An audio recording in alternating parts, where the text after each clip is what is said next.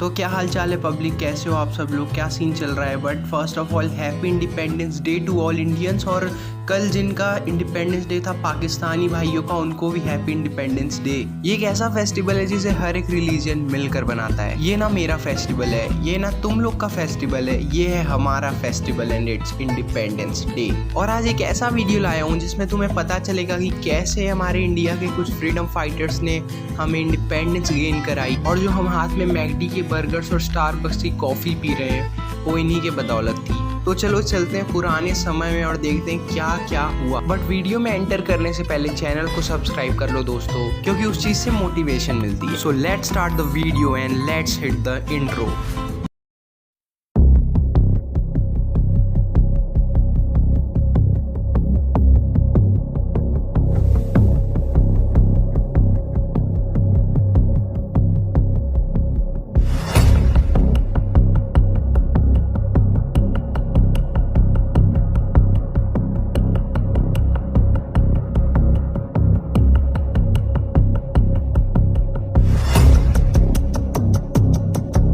Okay, तो जब Mughal empire हमारे इंडिया पर रूल कर रहा था, जैसे उसका डाउनफॉल आने लगा, उसी समय जो ब्रिटिश थे वो काफी सारे लोकल रूलर्स की मदद कर रहे थे उनके राइवल के अगेंस्ट। ब्रिटिशर्स के पास कैनन से लेकर कई ऐसे वेपन्स थे जो कि इंडिया के राजा महाराजा के काम आ रहे थे। बट कोई भी मदद बिना पर्पस के नहीं करता, चाहे वो छोटे पर्पस से हो चाहे वो बड़े पर्पस से। और वही हुआ जो आपने ईस्ट इंडिया कंपनी के बारे में सुना है, जो कि इंडिया में ट्रेड करने आई थी। उन्हें अपना ट्रेडिंग सेंटर बॉम्बे, मद्रास और कोलकाता में सेटअप करने का अप्रूवल दे दिया गया। ब्रिटिशर्स इस चीज में सक्सेसफुल हो गए और वो अपनी ट्रेडिंग कंपनी और जगह एक्सटेंड करने लगे। इस चीज से सबसे ज्यादा तकलीफ हुई बंगाल के नवाब सिराजुद्दौला को, और उन्होंने इस चीज के खिलाफ आवाज उठाई और ब्रिटिशर्स को उनके एक्सटेंशन रोकने को कहा। और बस ना ईस्ट इंडिया कंपनी पीछे हट रही थी और ना ही बंगाल के नवाब सिराजुद्दौला, और हो गया एक battle, the battle of Plassey, जो हुआ 1757 में। और इसमें बंगाल के नवाब डिफीट हो गए, और इसी चीज से ब्रिटिशर्स ने ये ऐलान कर दिया था कि हम इंडिया को कैप्चर करने वाले हैं। अब जिन रूलर का ब्रिटिशर्स ने साथ दिया था वो तो ब्रिटिश कॉलोनाइजेशन से बहुत खुश थे, बट आधे इससे नाराज भी थे।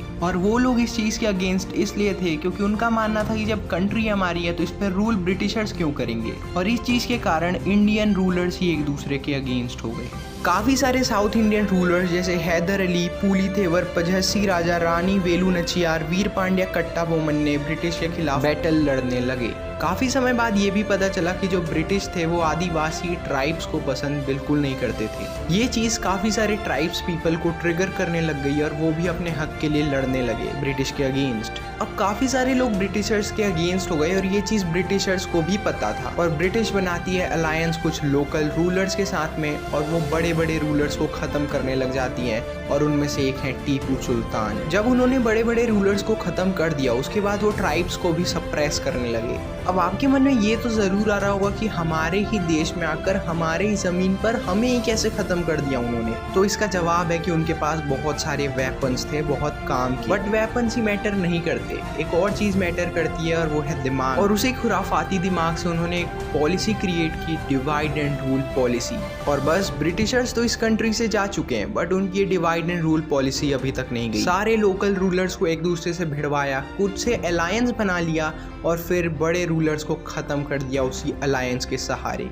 बट कुछ लोग अभी भी डरे नहीं थे और ब्रिटिश के अगेंस्ट में थे, और पूरी कोशिश की ब्रिटिश ने भी इन्हें हटाने की रास्ते से, बट वो नहीं हटे। और वो इसलिए क्योंकि ब्रिटिशर्स ने केवल अपने अंडर ही नहीं लाया था इंडियंस को, बल्कि हमें इकोनॉमिकली भी बर्बाद कर दिया बहुत ज्यादा बुरी तरीके से। बट पहली बार आवाज उठाया गया 1857 में, और वो हुआ because the issues of cartridges. अब जिन्हें नहीं पता कार्ट्रिजेस क्या होते हैं, उन्हें मैं बता दूंगी। एक ट्यूब जैसा रहता है जो अपने अंदर बुलेट और बारूद कंटेन करके रखता है, और उसे गन्स में डालकर फायर किया जाता है। तो जो ब्रिटिशर्स रहते थे वो इंडियन सोल्जर्स को बहुत ज़्यादा तंग करते थे, और उन्होंने इंडियन एंड यूरोपियन सोल्जर्स के बीच में डिस्क्रिमिनेशन भी चालू कर दिया था। ब्रिटिशर्स ने एक राइफल इंट्रोड्यूस किया, एनफील्ड P53 राइफल, जिसके कार्ट्रिजेस में बीफ और पोर्क रहते थे, मतलब गाय का मांस और सुअर का मांस रहता था। और इंडियन सोल्जर्स को उन्हें रीलोड करने के लिए कार्ट्रिजेस को बाइट करना पड़ता, और ये चीज पॉइंट करती थी इंडियन सोल्जर्स के रिलीजियस सेंटिमेंट्स पर, क्योंकि हिंदुइज्म में गाय को भगवान माना जाता है। और ये चीज चीज आग की तरह फैल गई कि जो ब्रिटिशर्स हैं वो हिंदू और मुस्लिम को क्रिश्चियंस में कन्वर्ट करना चाहते हैं। ये चीज जब सारे लोगों को पता चला तो इंडियन रूलर्स भी ब्रिटिशर्स के अगेंस्ट हो गए और आउटकम ये आया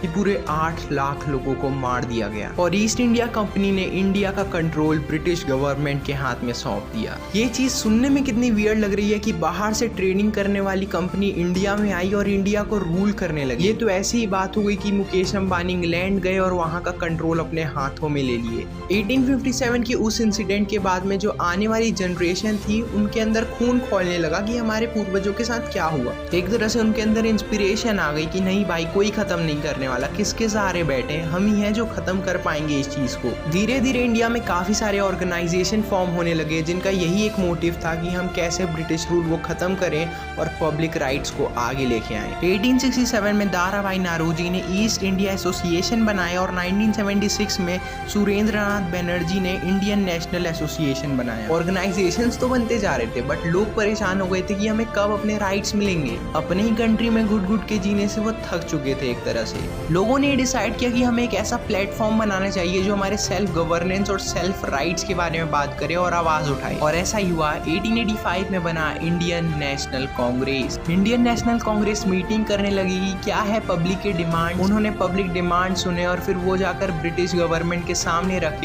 और एक भी डिमांड अप्रूव नहीं हुआ। और इंडियन नेशनल कांग्रेस अपने बातों पर जोर भी नहीं डालते थे, ठीक है नहीं दिया हमें अप्रूवल, कोई बात नहीं, हम बाद में ट्राई करेंगे, बाद में कभी और अभी भी लोग वैसे ही जी रहे थे जैसे कांग्रेस के बनने से पहले जी रहे थे। पर फिर बर्थ हुआ कुछ ऐसे कट्टर ऑर्गेनाइजेशन का जो कि बहुत ज़्यादा खतरनाक थे। आर्य समाज और ब्रह्मो समाज ने एक इम्पॉर्टेंट रोल निभाया लोगों में अवेयरनेस फैलाने के लिए। कुछ रिफॉर्मर्स जैसे स्वामी विवेकानंद, रविंद्रनाथ टैगोर, वीओ चिदंबरम पिल्लई जैसे लोगों ने इंडियंस में नेशनलिज्म जगाया। कुछ ऐसे रेडिकल लीडर्स जैसे बाल गंगाधर तिलक ने लोगों को सेल्फ रूल के लिए पुश किया। तिलक बहुत सैड थे क्योंकि ब्रिटिशर्स ने इंडिया के एजुकेशन सिस्टम को, इंडियन हिस्ट्री और इंडिया के कल्चर को नेगेटिव वे में पोर्ट्रे कर दिया था। और उन्होंने काफ़ी सारे इंडियंस को एक स्लोगन से इंस्पायर किया, स्वराज मेरा जन्मसिद्ध अधिकार है और मैं इसे प्राप्त करूंगा। इनके साथ बिपिन चंद्र पाल और लाला लाजपत राय जैसे लीडर्स भी ज्वाइन हुए और इन तीनों के ग्रुप का नाम रख दिया गया लाल बाल पाल। बट ये तीनों बहुत ज़्यादा वायलेंस को सपोर्ट कर रहे थे, इसलिए इन्हें इंडियन नेशनल कांग्रेस से निकाल दिया गया। देखा मैं जग दे नजारे, सारे नजारे लगदे प्यारे, प्यारे लगदे सारे इंसान।